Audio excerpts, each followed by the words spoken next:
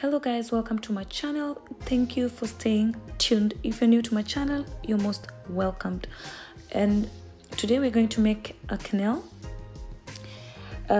We are going to use this kind of spoons that I'm showing you right now.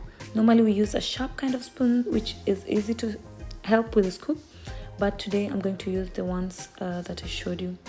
But before we start, this is how you make a quenelle. You first take your spoon, which is warm. You push in front and try to turn slowly as you pull back. Boom, to make a shiny, beautiful quenelle like that. This is a really shiny, beautiful quenelle, but we have a loop there, and that can be avoided when you do it nicely. Then you won't have those kind of loop. You'll just have a shiny quenelle, which you'll be happy with.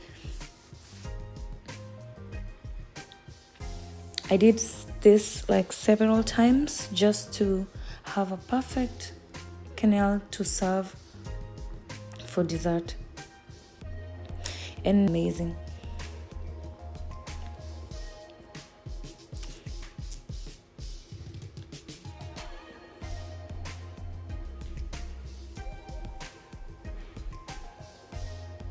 And if you're not happy with any quenelle that you make, just do it like several times and then you'll get it right.